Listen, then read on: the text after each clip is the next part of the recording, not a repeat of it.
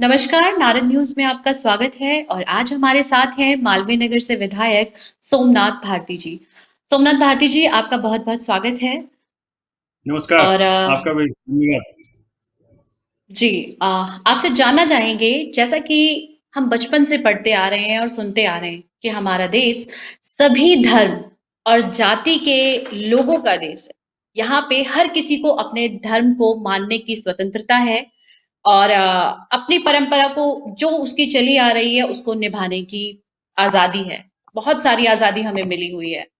मैं आपसे जानना चाहूंगी कि ककरोला गांव में जो कि द्वारका में है, वहां पर कल रात मंदिर तोड़ा गया और आज के दिन, क्योंकि आज पहले नवरात्रि का पहला दिन है और लोग आज के दिन पूजा करते हैं मंदिर में जाकर के, अपनी आस्था और अपने धर्म को मानते हैं। जो हिंदू हैं जितने भी वो करते हैं, वहां पे रात को मंदिर को तोड़ा गया। आपके हिसाब से क्या ये चीज ठीक है या ऐसा होना चाहिए भारत जैसे देश में जहां पे हर किसी को अपने धर्म को मानने की स्वतंत्रता है?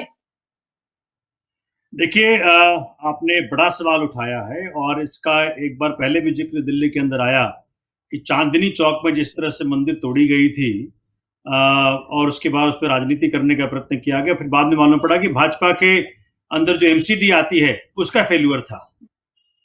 भाजपा जी, के अंदर जो पुलिस आती है, उसका फेल्योर था। तो मुझे लगता है कि भाजपा हिंदुइज़्म के नाम पे राजनीति करता है। भाजपा हिंदू धर्म के नाम पे राजनीति करता है। भाजपा हिंदू धर्म के अनुयायियों को एक्सप्लॉइट करता है, लेकिन ये सब ढकोसला है सिर्फ राजनीति के लिए। राजनीति के के लिए और सत्ता को पाने के लिए एक तरह की षड्यंत्र है भाजपा के द्वारा, जो हिंदुओं को बेवकूफ बनाने का प्रयत्न रहा है। जैसे कांग्रेस ने अपने शासनकाल में मुसलमानों के साथ किया, वही चीज भाजपा हिंदुओं के साथ करती है। ये सबको जी, वाकिफी हो गई, सबको मालूम पड़ गया। आज के दिन में देखिए, मैं आपको सिलसिलेवार तरीके से बताऊंगा। आज के दिन में दिल्ली पुलिस भाजपा के अधीन आती है, सीधा वो माननीय गृह मंत्री को रिपोर्ट करते हैं। उनकी कोई भी अकाउंटेबिलिटी दिल्ली के मुख्यमंत्री के प्रति नहीं है। उनकी कोई भी अकाउंटेबिलिटी, आंसरेबिलिटी दिल्ली के सरकार के प्रति नहीं है। उनकी अकाउंटेबिलिटी, उनकी आंसरेबिलिटी दिल्ली के राज्यपाल के प्रति और उनके जरिए गृह मंत्री के प्रति है, जो कि अमित शाह जी खुद हैं। दिल्ली के अंदर दूसरी एजेंसी है जिसका नाम है एमसीडी। एमसीडी जो है वो, सबको पता है कि भाजपा उसमें 15 साल से है। एमसीडी के जी, अंदर भाजपा 15 साल से है। और मुझे ये बात जब भी मैं सुनता हूं कि दिल्ली के अंदर कोई मंदिर तोड़ा गया, तो मुझे हैरानी ये होती है कि जिसके नाम पे भाजपा राजनीति करती है, उसका भी जी, देखभाल नहीं कर पा रही है। तो क्या दर्शाता है ये कि इनका हिंदू धर्म का जो ये गाना गाते हैं, सिर्फ ढकोसला है। ना जी, तो हिंदू सुरक्षित है इनके राज्य में, ना कोई और धर्म के लोग सुरक्षित हैं इनके राज्य में। इनके पास एक ही चीज है, सत्ता का येन केन पराक्रेन, कैसे भी हथियाना, चाहे वो हिंदू को मार के मिले या मुसलमान को मार के मिले, इनको कोई मतलब नहीं है। हिंदू का मंदिर टूटे, मुसलमान का मस्जिद टूटे, इनको किस कोई मतलब नहीं है। कुछ भी हो, सत्ता मिल जाए। आप देखिए उत्तर प्रदेश में ये भाजपा, वहां योगी आदित्यनाथ जी जो खुद को सन्यासी कहते हैं, वो मुख्यमंत्री हैं। क्या वहां हिंदू जी, सुरक्षित हैं? क्या वहां कोई और सुरक्षित है? ना कोई और धर्म का मानने वाला सुरक्षित है, ना हिंदू सुरक्षित है।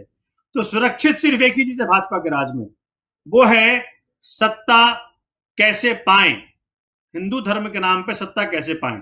भगवान श्री राम अपने पिता की, जो उन्होंने वचन दी थी, अपनी वाइफ को जो वचन दी थी भगवान श्री राम के पिता ने, उसके पालन जी, करने के लिए अपना सत्ता छोड़ के जंगल चले गए। मतलब धर्म को ऊपर रखा और सत्ता का त्याग किया।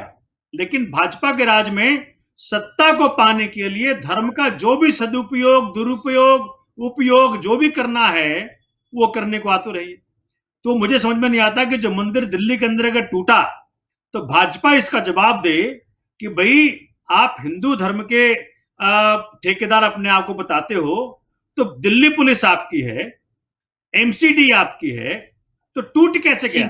अगर आज एक भी एजेंसी केजरीवाल साहब के पास होती, एंटी करप्शन ब्रांच भी था जो उन्होंने छीन लिया, सीबीआई भी जी, हम उनके पास है, इन्फोर्समेंट डायरेक्टरेट भी उनके पास है, दिल्ली पुलिस भी उनके पास है, एंटी करप्शन ब्रांच भी उनके पास है, एक भी एजेंसी दिल्ली में नहीं है, enforcement agency, law enforcement agency, जो कि केजरीवाल साहब के पास हो। तो ये जवाब तो भाजपा वालों को देना पड़ेगा कि भाई आप तो खुल्लम खुल्ला कहते हो कि हम जो है सिर्फ हिंदू के ठेकेदार हैं, खुल्लम खुल्ला कहते हो, तो हिंदू भी सुरक्षित नहीं है आपके राज्य में। तो ये तो बहुत ही जी। दुर्भाग्यपूर्ण है। जी, मैं आपसे एक सवाल और जानना चाहूँगी। विपक्ष ये कहता है कि दिल्ली में आम आदमी पार्टी की सरकार है और खुद आप मंत्री भी रह चुके हैं और अभी तीसरी बार आप विधायक बने हैं। तो उनका हर बार ये कहना होता है कि मंदिर में जो पंडित बैठते हैं, उनको कोई सैलरी नहीं दी जाती, लेकिन मस्जिद में जो मौलवी होते हैं, उनको दिल्ली सरकार सैलरी देती है। तो इस तरह का जो ये दोहरा नज़रिया अपनाती है सरकार, दिल्ली सरकार, जो कि जो हैं आपके मुसलमान की तरफ, वो बहुत ज्यादा फेवर लेती है, लेकिन बात की जाए हिंदुओं की तो वो उसमें अपने पैर पीछे कर लेती है। तो क्या आम आदमी पार्टी धर्म की राजनीति नहीं कर रही है? देखिए ये बड़ा अच्छा सवाल उठाया, क्योंकि भाजपा वाले इस पे बहुत ज्यादा इसका दुरुपयोग करते हैं, ऐसे ऐसे ऐसे दुष्प्रचार करते हैं। आम आदमी पार्टी पूरे हिंदुस्तान में अब तक के इतिहास में इकलौती सरकार है जो जी, ना धर्म की राजनीति करती है, ना जाति की राजनीति करती है, ना क्षेत्रवाद की राजनीति करती है। आम आदमी पार्टी राजनीति करती है शिक्षा की, स्वास्थ्य की, बिजली की, पानी की, सुविधाओं की, महिला सुरक्षा की, महिला बस में फ्री चले उसकी, घर में दो रोटी पक सके उसकी। आम आदमी पार्टी राजनीति करती है इस तरह की। अब जो बात बताई आपने, जिसकी भाजपा बार बार दुरुपयोग करती है, दिल्ली में एक संस्था है दिल्ली वक्फ बोर्ड। दिल्ली वक्फ जी, बोर्ड एक बहुत बड़ी संस्था है जो कि इंडिपेंडेंट संस्था है। उनका अपना बजट होता है, उनका अपना एक्सपेंडिचर होता है। और आपको जान के हैरानी होगी कि दिल्ली में बहुत सारे जमीन वक्फ बोर्ड के पास है। वक्फ बोर्ड उसके पास उसका मालिकाना हक है उन जमीनों का। आम आदमी जी, पार्टी आने के पहले वक्फ बोर्ड का बहुत दुरुपयोग किया, बहुत सारे नेताओं ने, करीब करीब हर पार्टी के नेताओं ने दुरुपयोग किया, औने पौने दाम में जमीन का उपयोग दुरुपयोग किया। आज दिल्ली वक्फ बोर्ड जब से आम आदमी पार्टी आई है तब से अपने अधिकारों का बगैर किसी भेदभाव के, बगैर किसी डर के उपयोग कर पा रही है। तो वक्फ बोर्ड अपनी जमीनों से बहुत पैसा कमाता है। वक्फ बोर्ड की जो संरचना है वो संरचना यही है कि वो अपने धर्म के अंदर जो विधवाओं को पैसा देना, गरीब को पैसा देना, अपने मस्जिदों के जो जो वहाँ अजान कराते हैं, जो वहाँ मौलवी साहब हैं, जो वहाँ और भी लोग हैं, जो वहाँ पे एक संस्था तक जो मैनेज करते हैं मस्जिद को, उन सबको मदद जी, करना, ये सारे की सारी जिम्मेवारियां वक्फ बोर्ड की होती हैं। तो वक्फ बोर्ड आज केंद्र सरकार, दिल्ली सरकार, माननीय अरविंद केजरीवाल जी के नेतृत्व जो सरकार चली दिल्ली सरकार, उसके आने के बाद वक्फ बोर्ड अपना काम बखूबी निभा पा रही है। हमारे विधायक साथी मनतुल्ला खान, वो इसको ईमानदारी से चला पा रहे हैं, पैसे बचा पा रहे हैं। तो उन्हीं पैसों से वो मस्जिद के मौलवियों की उन्होंने तनख्वाह बढ़ाई। तो उसमें दिल्ली सरकार का क्या लेना देना है? अगर कोई संस्था दिल्ली में ऐसी होती तो मैं तो कहता हूं आपके जरिए मैं माननीय मोदी जी से कहना चाहता हूं, माननीय आदेश गुप्ता जी जो दिल्ली के अध्यक्ष, उनसे कहना चाहता हूं, तो दिल्ली के 7 सांसद, उनसे कहना चाहता हूं कि ऐसी एक संस्था पंडितों की और मंदिरों की देखभाल के लिए बना दें जी, तो अच्छा रहेगा।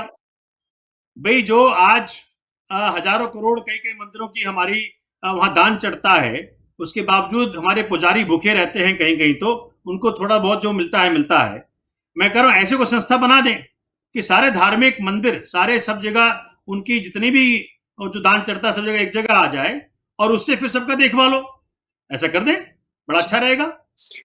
तो ये मैं एक सवाल कहना और तो बहुत जी, दुर्भाग्यपूर्ण है इस तरह की राजनीति करना कि जी आम आदमी पार्टी, केजरीवाल, दिल्ली सरकार जो है मौलवियों की तनख्वाह बढ़ा दिया है, मंदिरों के प्रति उनकी वो आस्था नहीं है।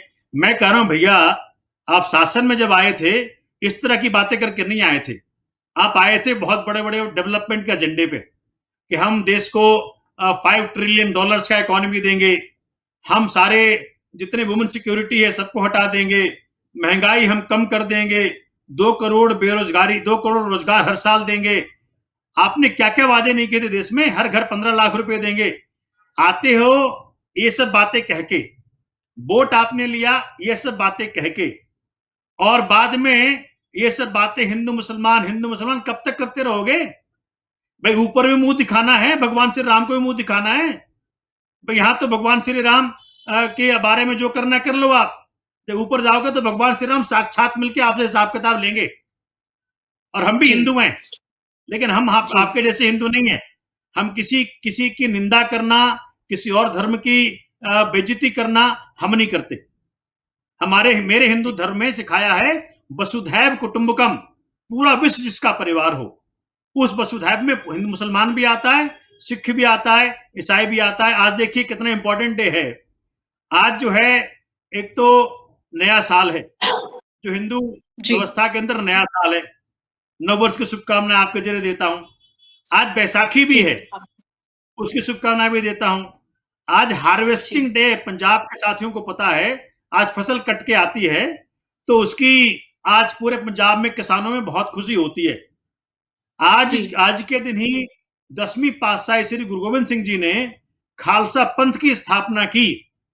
आप सोच सकते हैं कि उनके पिता और 9वें पातशाही श्री गुरु तेग बहादुर जी महाराज ने, जिनको हिंद का चादर कहते हैं, उस वक्त के मुगल शासकों से हिंदुस्तान को बचाया और उन्होंने अपनी कुर्बानी दी।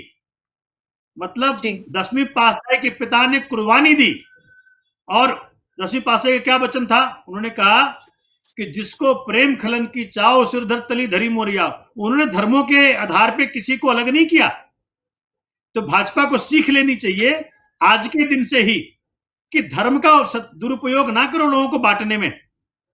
धर्म तो जोड़ने वाला चीज है। आपको सत्ता मिली है लोगों जी की सेवा करने के लिए। धर्म जाति मामला है, धर्म बेडरूम अफेयर है।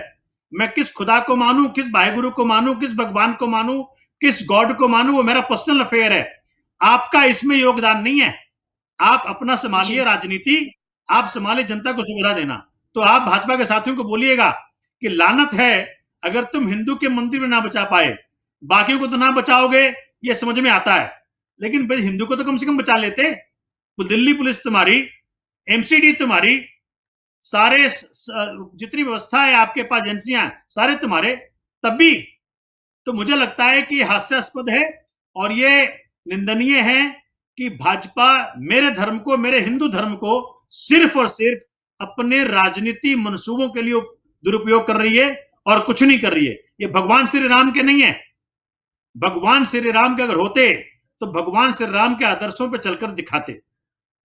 तो मैं जी आज ही के दिन, अगर आपको याद है, 13 अप्रैल को जालियांवाला बाग में हजारों लोगों जी को ब्रिटिश साम्राज्य ने भून कर मार डाला। आज ही के दिन उसी जी बिल्कुल व्यथा से पीड़ित होकर सरदार भगत सिंह निकले थे, जिसको जिनको जब फांसी चढ़ाई गई तो आपको जान के हैरानी होगी कि संघ के लोगों ने साथ ना दिया, एक शब्द नहीं कहा।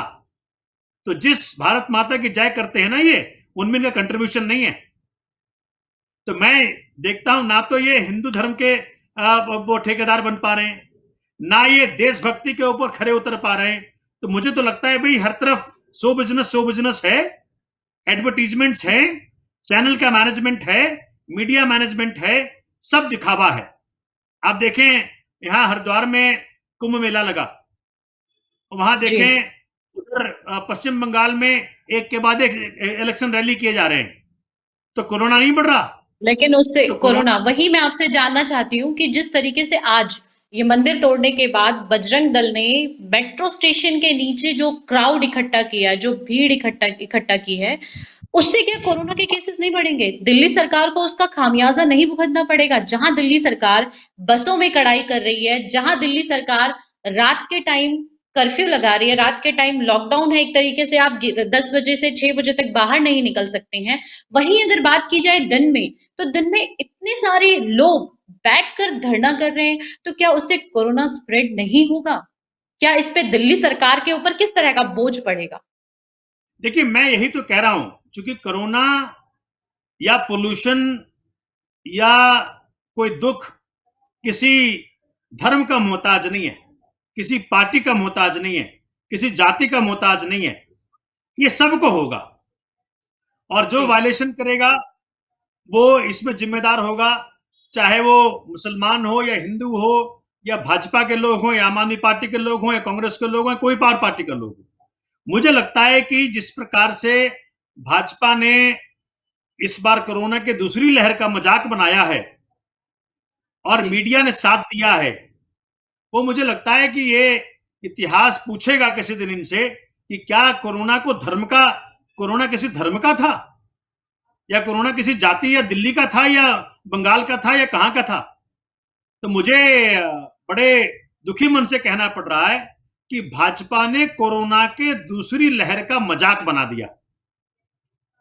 इसी कारण से आम आदमी असमंजस में होता है कि भाई अगर पश्चिम बंगाल के रैलियों में अंधाधुंध लोग आ रहे हैं कोरोना नॉर्म्स का जी, बगैर पालन किए, अगर हरिद्वार के कुंभ मेले में अंधाधुंध लोग आ रहे हैं बगैर कोरोना नॉर्म्स का पालन किए, तो फिर हम पर क्यों ये जो सारे नियम कानून लागू करवाना चाहते हो? कोरोना का थोड़ी पता जी, है कि आप दिल्ली वाले हैं कि बंगाल वाले हैं कि हरिद्वार वाले हैं कि उत्तर प्रदेश वाले हैं। और बिल्कुल, हर व्यक्ति उसका संक्रमण फैलाने के लिए जिम्मेदार है, इसका मतलब है।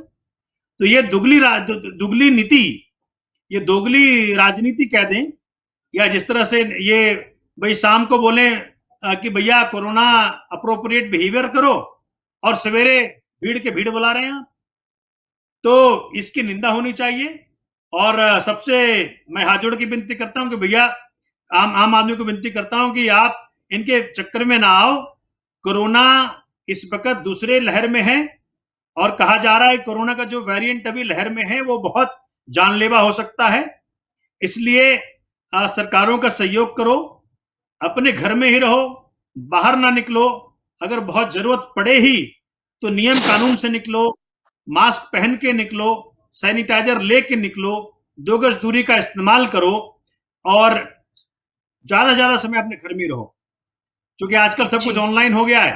जान बचे तो लाखों पाए, कोई पार्टी किसी काम ना आए। तो इसलिए पार्टियों के चक्कर में ना पड़ो, अपनी जान बचाओ जी, और अपने बच्चों की, अपने पत्नी की, अपने माँ बाप की, सबकी सुरक्षा करो। और जहां तक हो सके घर में ही रहें, ये पार्टियों के चक्कर में ना आए। जी। थैंक यू सर, आपसे जिस चीज़ की हमें उम्मीद थी, वो जानकारी हमें मिल गई है और उसके लिए आपका बहुत-बहुत शुक्रिया। Thank you. धन्यवाद, थैंक यू।